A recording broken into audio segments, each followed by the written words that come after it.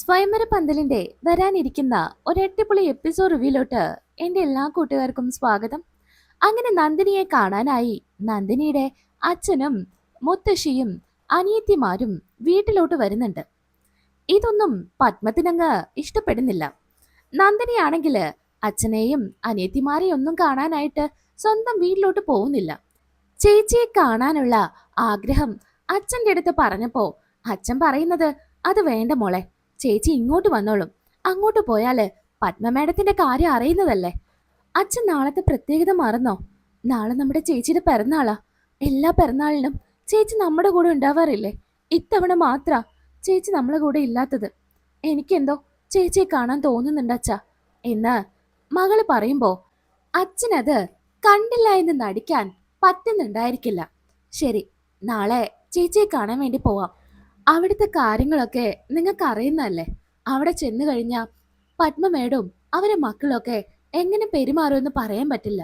അതുകൊണ്ട് പുറത്തു നിന്നിട്ടാണെങ്കിലും ചേച്ചിയെ ഞാൻ കാണിച്ചു തരാം എന്ന് അച്ഛൻ പറയുന്നുണ്ട്. ശരി അച്ഛ, ഞങ്ങൾക്ക് ചേച്ചി ഒന്ന് കണ്ടാ മതിയെന്ന് അനിയത്തിമാരും പറയുന്നു. അങ്ങനെ പിറ്റേ ദിവസം ചേച്ചിക്ക് കുറച്ച് പലഹാരങ്ങളും പഴയ കുറച്ച് മിഠായികളും ഒരു കൂട്ടി ഡ്രസ്സും എടുത്ത് അച്ഛനും അനിയത്തിമാരും വീട്ടിലോട്ട് വരുന്നുണ്ട്.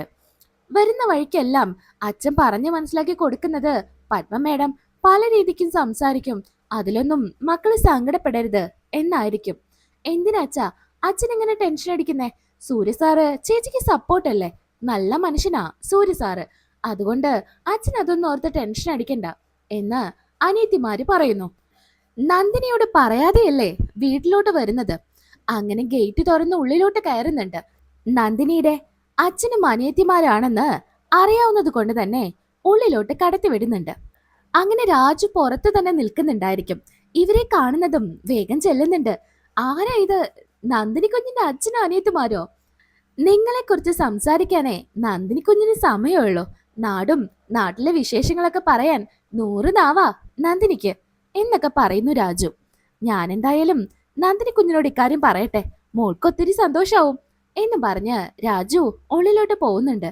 നിങ്ങൾ ഉള്ളിലോട്ട് വാ എന്നും പറഞ്ഞ് ക്ഷണിക്കുകയും ചെയ്യുന്നു. അങ്ങനെ അടുക്കളയിൽ പോയി രാജു നന്ദിനിയോട് ഇക്കാര്യം പറയുന്നുണ്ട്. നന്ദിനി കുഞ്ഞെ, മോൾക്കേ ഒരു സർപ്രൈസ് ഉണ്ട്, മോളൊന്ന് പുറത്തോട്ട് വാ. എന്താ രാജുവേട്ടാ? മോള് വാ, ഞാൻ കാണിച്ചു തരാം. അങ്ങനെ പുറത്തോട്ട് കൊണ്ടുപോകുന്നുണ്ട്. അനിയത്തിമാരെയും അച്ഛനെയും കാണുമ്പോ മതി മറന്നുകൊണ്ട് ഓടിച്ചെന്ന് കെട്ടിപ്പിടിക്കുന്നുണ്ട്. എന്താ അച്ഛാ അച്ഛൻ പറയാതെ വന്നേ എന്നൊക്കെ നന്ദിനി ചോദിക്കുന്നുണ്ട്. മോളെ, അനിയത്തിമാർക്ക് ഒറ്റ പിടിവാശി മോളെ കാണണമെന്ന്, അതുകൊണ്ടാ ഞാൻ ഇങ്ങോട്ട് കൊണ്ടുവന്നേ. ഇത് കേട്ട് അനിയത്തിമാര് പറയുന്നുണ്ട്, ചേച്ചി ഇന്ന് ചേച്ചിയെ കാണാനേ ഒരു പ്രത്യേകത കൂടെയുണ്ട്. ചേച്ചി ഇത് മറന്നോ? എന്താ മോളെ, എന്താ കാര്യം? ഇന്ന് ചേച്ചിയുടെ പിറന്നാളാ.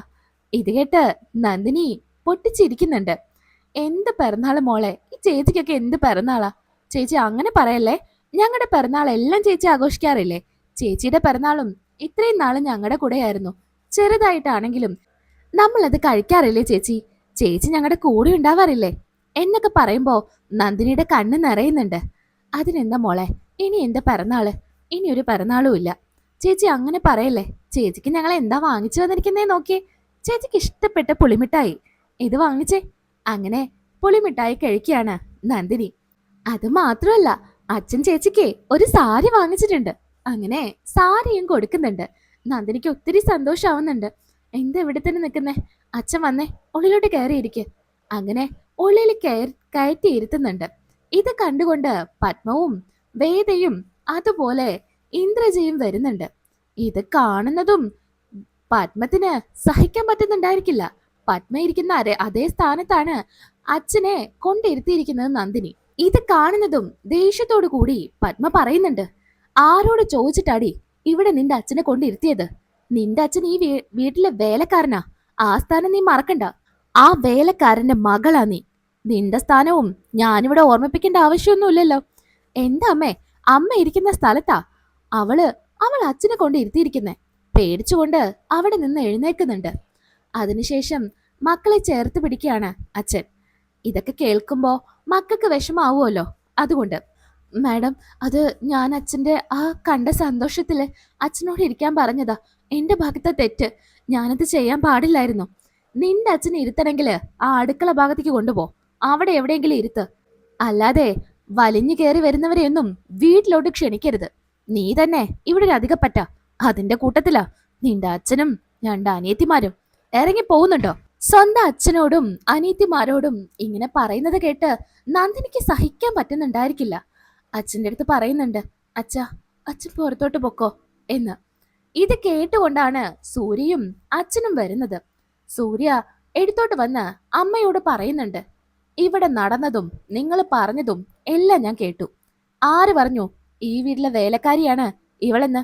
നന്ദിനി എന്റെ ഭാര്യയാ. ഞാൻ കെട്ടിയ താലിയാ നന്ദിനിയുടെ കഴുത്ത് കിടക്കുന്നത്. ഇവൾ എന്റെ ഭാര്യയാ. എന്റെ ഭാര്യയുടെ അച്ഛനും ഭാര്യയുടെ അനിയത്തിമാരും ഈ വീട്ടിലെ ബന്ധുക്കളാ. നിങ്ങൾക്ക് എന്ത് അധികാരം ഇവിടെ നിന്ന് അവരെ ഇറക്കി വിടാനായിട്ട്? നിങ്ങൾ ഇരിക്കുന്ന ഇതേ സ്ഥാനത്ത് തന്നെ എന്റെ അമ്മായി അച്ഛൻ ഇരിക്കും. അതിന് നിങ്ങളല്ല, ഇനി ആരൊക്കെ എതിർത്താലും ഈ സൂര്യ ഇവരെ ഇവിടെ സ്വീകരിച്ചിരുത്തിയിരിക്കും. ഇത് കേട്ട് പത്മ ഒന്നും മിണ്ടുന്നില്ല. അമ്മയെ സ്നേഹിച്ചിരുന്നതും പേടിച്ചിരുന്ന ഒരു കാലം എനിക്കുണ്ടായിരുന്നു. അതില്ലാതാക്കിയത് ആര് കാരണാ? നിങ്ങൾ കാരണം.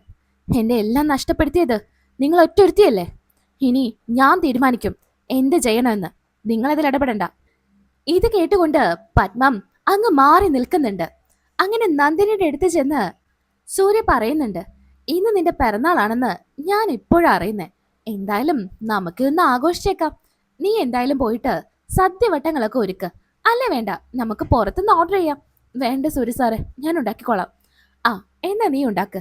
പിന്നെ അച്ഛന്റെ കാര്യം, അച്ഛനെ ഒന്നിങ്ങ് വന്നേ, ഇവിടെ ഇരിക്കെ. അങ്ങനെ പത്മ ഇരിക്കുന്ന അതേ സ്ഥാനത്ത് അച്ഛനെയും അനിയത്തിമാരെയും ഇരുത്തുന്നുണ്ട്. മക്കളെ, നിങ്ങൾ പേടിച്ചോ? പേടിക്കണ്ടാട്ടോ. ഇവിടെ ഇത് സർവ്വസാധാരണ. വിവരമില്ലായ്മ ഒരു കുറ്റമൊന്നും അല്ലല്ലോ എന്ന് സൂര്യ അനിയത്തിമാരോട് പറയുന്നുണ്ട്. നീ ആദ്യം പോയിട്ട് കുടിക്കാൻ എന്തെങ്കിലും എടുക്ക്. അങ്ങനെ അവരെടുത്ത് സൂര്യ ഇരുന്ന് സംസാരിക്കുന്നുണ്ട്. ഇത് കണ്ട് പത്മത്തിന് സഹിക്കാൻ പോലും പറ്റുന്നുണ്ടായിരിക്കില്ല. പത്മം ദേഷ്യപ്പെട്ട് ഉള്ളിലോട്ട് പോകുന്നുണ്ട്. വേദയും അതുപോലെ ഇന്ദ്രജയും കൂടെ പോകുന്നുണ്ട്. എന്താ അമ്മേ, ഇവിടെ എന്തൊക്കെയാ നടക്കുന്നേ? ആ വേലക്കാരിയെ, അവളെ എന്തിനാ ഇവിടെ ഇങ്ങനെ പ്രതിഷ്ഠിച്ചിരിക്കുന്നേ? അവളെ ഇവിടുന്ന് ഇറക്കി വിട്ടൂടെ? എത്ര തവണയാ അമ്മയുടെ അടുത്ത് ഇത് പറയുന്നേ? അവളെ ഇറങ്ങി പോണ്ടേ? ഇന്ന് പോവും നാളെ പോവെന്നും പറഞ്ഞ് അവളിവിടെ കടിച്ചു പിടിച്ച് നിൽക്കുമല്ലേ. ഇനിയിപ്പോ സൂര്യയുടെ ഭാര്യ പട്ടം അവളങ്ങ് ഏറ്റെടുക്കുമെന്നാ എനിക്ക് തോന്നുന്നേ. അങ്ങനെ അവളെ ഏറ്റെടുക്കാനൊന്നും ഈ പത്മ സമ്മതിക്കില്ല. അവളെ ഇവിടുന്ന് എങ്ങനെ ഇറക്കി വിടണോന്ന് എനിക്ക് നന്നായിട്ട് അറിയാം. സൂര്യയോട് എതിർത്തിട്ട് കാര്യമില്ല. അതുകൊണ്ടാ ഇപ്പൊ ഞാനൊന്നും മിണ്ടാതിരുന്നത്. അവൾക്കുള്ളത് ഞാൻ കൊടുത്തോളാം എന്നും പറഞ്ഞ് പത്മ ഇരിക്കുന്നുണ്ട്. അങ്ങനെ പിന്നീട് കാണിക്കുന്നത് കുടിക്കാനായി ചായ എടുത്ത് വരുന്ന നന്ദിനിയെയാണ്.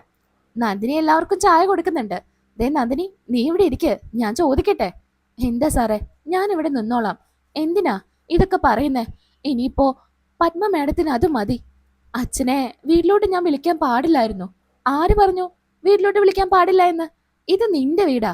നിന്നെ കാണാനായിട്ട് നിന്റെ അച്ഛനും വീട്ടുകാർക്കൊക്കെ ഇങ്ങോട്ട് വരാം. അതിനുള്ള എല്ലാ അവകാശങ്ങളും ഇവിടെയുണ്ട്. അങ്ങനെ സൂര്യയുടെ അച്ഛനും പറയുന്നുണ്ട്, അതെ മോളെ, മോൾക്കിവിടെ എല്ലാവിധ അധികാരങ്ങളും ഉണ്ട്. പത്മ അതൊക്കെ പറയും, മോളത് സീരിയസ് ആക്കി എടുക്കണ്ട എന്ന് അച്ഛനും പറയുവാണ്. അങ്ങനെ ഉച്ചത്തേക്ക് ഭക്ഷണം എല്ലാം റെഡിയാക്കുന്ന തിരക്കിലാ നന്ദിനി. ആ സമയത്ത് വിവേകിനെ വിളിച്ച് കേക്ക് ഓർഡർ ചെയ്യുന്നുണ്ട്. കേക്കുമായിട്ട് ആരതിയെ കൂട്ടി വീട്ടിലോട്ട് വരാനായിട്ട് സൂര്യ ആവശ്യപ്പെടുന്നുണ്ട്. ഇന്ന് നന്ദിനിയുടെ പിറന്നാളാണോ? അതെ, നിങ്ങൾ വേഗം ഇങ്ങോട്ട് വാ എന്നും പറഞ്ഞ് അതൊക്കെ ഏൽപ്പിക്കുകയാണ്. അതുപോലെ സൂര്യ ഗിഫ്റ്റ് കൊടുക്കാനായിട്ട് ജ്വല്ലറിയിലോട്ട് വിളിക്കുന്നുണ്ട്. ഒരു ഡയമണ്ട് നെക്ലേസ് ആണ് നന്ദിനിക്ക് ഗിഫ്റ്റ് ആയിട്ട് കൊടുക്കുന്നത്. അത് വിളിച്ച് എത്രയും വേഗം വീട്ടിലോട്ട് എത്തിക്കാനായിട്ട് ആവശ്യപ്പെടുന്നുണ്ട്. നന്ദിനിക്ക് ഒരു സർപ്രൈസ് ആയിട്ട് കൊടുക്കാനാണ്. ഇതൊന്നും പത്മ അറിയുന്നില്ല കേട്ടോ. പത്മ അറിഞ്ഞാല് പിന്നെ അത് മതിയല്ലോ. അങ്ങനെ സദ്യയൊക്കെ ഒരുങ്ങാണ്. അതിനിടയില് ആരതിയും വിവേകും വരുന്നുണ്ട്. അങ്ങനെ രണ്ടുപേരും വന്ന് നന്ദിനിയെ വിഷ് ചെയ്യുന്നുണ്ട്. അടുക്കളയില് ആരതി കൂടെ സഹായിക്കാനായിട്ട് കയറുന്നു. അതുപോലെ സൂര്യയും വിവേകും കളിയും ചിരിയുമായിട്ട് കൂടെ തന്നെയുണ്ട്. നന്ദിനിയുടെ അനിയത്തിമാരും അച്ഛനും അടുക്കളയിൽ തന്നെ നിൽക്കുന്നുണ്ടായിരിക്കും. സൂര്യ പറയുന്നുണ്ട്, എന്തായാലും പായസം ഞാൻ ഉണ്ടാക്കാമെന്ന്. അയ്യോ വേണ്ട സാറേ, ഞാൻ ഉണ്ടാക്കിക്കോളാം. സാറിന് പായസം ഉണ്ടാക്കാൻ അറിയില്ലല്ലോ. ആര് പറഞ്ഞു? എനിക്ക് പായസമൊക്കെ ഉണ്ടാക്കാൻ അറിയാം. ഞാനേ ഫോണിൽ നോക്കി എല്ലാം പഠിച്ചിട്ടുണ്ട്. അങ്ങനെ സൂര്യയാണ് പായസം ഉണ്ടാക്കുന്നത്. അതിന്റെ കുറച്ച് രസകരമായിട്ടുള്ള കുറച്ച് നിമിഷങ്ങളൊക്കെ കാണുന്നുണ്ട്. ഇതൊക്കെ കണ്ട് അപ്പൊ പത്മം പറഞ്ഞതെല്ലാം അച്ഛനും അനിയത്തിമാരും മറക്കുന്നുണ്ട്. സദ്യവട്ടങ്ങളൊക്കെ റെഡിയായി. അതിനുശേഷം കേക്ക് മുറിക്കുന്നുണ്ട്. കേക്ക് മുറിക്കുന്ന സമയത്ത് വീട്ടിലെല്ലാവരെയും വിളിക്കുന്നുണ്ട്. എല്ലാവരും കാണട്ടെ, നന്ദിനിയുടെ പിറന്നാളിന് ഇവിടെ കേക്ക് മുറിച്ച് ആഘോഷിക്കുന്നത് എന്നായിരിക്കും സൂര്യ പറയുന്നത്. വേണ്ടടാ, നീ അമ്മയെ വിളിക്കണ്ട, പിന്നെ അത് മതി. ഓ പിന്നെ എന്തായാലും എല്ലാവരും വരണം. അങ്ങനെ എല്ലാവരെയും വിളിക്കുന്നു. പത്മവും വരുന്നുണ്ട്. അങ്ങനെ നന്ദിനിയെ ചേർത്ത് പിടിച്ചുകൊണ്ട് കേക്ക് മുറിക്കുകയാണ്. ആദ്യം തന്നെ നന്ദിനിയുടെ വായിൽ വെച്ചു കൊടുക്കുന്നു. നന്ദിനി സൂര്യയുടെ വായിലും വെച്ചു കൊടുക്കുന്നു. ഇത് കണ്ട് ആകെ സഹിക്കാനാവാതെ പത്മവും മക്കളും നിൽക്കുന്നുണ്ട്. എല്ലാവർക്കും കേക്ക് കൊടുക്കുന്നുണ്ട്. അതിനുശേഷം സദ്യ കഴിക്കുന്നു. ഇതൊക്കെ കണ്ട് എന്തിനാ ഇതൊക്കെ കണ്ട് ഇവിടെ നിൽക്കുന്നേ എന്നായിരിക്കും പത്മ ചിന്തിക്കുന്നത്. ഭക്ഷണം പോലും കഴിക്കാതെ അവിടെ നിന്ന് പത്മ പോകുന്നുണ്ട്. അപ്പോഴേക്കും സൂര്യ വിളിക്കുന്നുണ്ട്. എങ്ങട്ടാ പോകുന്നേ? ഇവിടെ നിൽക്ക്, ഒരു കാര്യം കൂടെ ഉണ്ടെന്ന്. അങ്ങനെ ഗിഫ്റ്റ് ആയിട്ടുള്ള ആ ഡയമണ്ട് നെക്ലേസ് നന്ദിനിയുടെ കയ്യിൽ കൊടുക്കുന്നുണ്ട്. ഇതെന്റെ ഭാര്യയ്ക്ക് എന്റെ പിറന്നാൾ സമ്മാനമാ എന്നും പറഞ്ഞ് അത് നന്ദിനിയുടെ കയ്യിൽ കൊടുക്കാം. ഇത് കണ്ട് ആകെ ഷോക്കിലാണ് പത്മ നിൽക്കുന്നത്. ഡയമണ്ട് നെക്ലേസോ എന്നായിരിക്കും നീരജ പറയുന്നത്. എന്തായാലും ഇന്നേ വരെ ഞാനൊരു ഗിഫ്റ്റ് വാങ്ങിച്ചു തന്നില്ലല്ലോ. ഇതെന്റെ ആദ്യത്തെ ഗിഫ്റ്റാ, ഒരു ഡയമണ്ട് നെക്ലേസ്. അയ്യോ സാറേ, ഇതൊന്നും വേണ്ട, ഇതൊന്നും ഞാൻ ഇട്ട് നടക്കില്ല. അതെ, ഇത് ഞാൻ നിനക്ക് തരുന്ന സമ്മാനാ. സമ്മാനം വേണ്ടെന്നൊന്നും പറയാൻ പറ്റില്ല, നീ ഇത് വാങ്ങിക്കണം. നന്ദിനി വേടിക്കാത്തത് കൊണ്ട് സൂര്യ അത് തുറന്ന് ആ നെക്ലേസ് എടുത്ത് കഴുത്തിൽ വെച്ച് കൊടുക്കുന്നുണ്ട്. ഈ ഒരു കാഴ്ചയൊക്കെ കാണേണ്ടത് തന്നെയാണ്. പത്മത്തിന് ഇതൊന്നും സഹിക്കുന്നില്ല. ആകെ കലിതുള്ളി പത്മ ഉള്ളിലോട്ട് കയറി പോകുന്നു. അമ്മയെ ചൊടിപ്പിക്കാനാണെങ്കിലും നന്ദിനിയെ നല്ല രീതിക്ക് സ്നേഹിക്കുന്നുണ്ട്. ഇപ്പൊ അത് മാത്രമല്ല, നന്ദിനി ഇല്ലാതെ ഒരു നിമിഷം പോലും പറ്റില്ല എന്നുള്ള സാഹചര്യത്തിലാണ് സൂര്യ. അപ്പൊ നാളത്തെ എപ്പിസോഡില് ബാക്കി റിവ്യൂ ആയിട്ട് വരാം. ഇന്നത്തെ റിവ്യൂ ഇവിടെ വെച്ച് അവസാനിപ്പിക്കുകയാണ്. വീഡിയോ ഇഷ്ടമായാലും ഒന്ന് ലൈക്ക് ചെയ്യണേ. ഇതുവരെയും സബ്സ്ക്രൈബ് ചെയ്യാത്ത കൂട്ടുകാരുണ്ടെങ്കിൽ പ്ലീസ് സബ്സ്ക്രൈബ്. നാളെ വീണ്ടും കാണാം. അതുവരേക്കും ബൈ.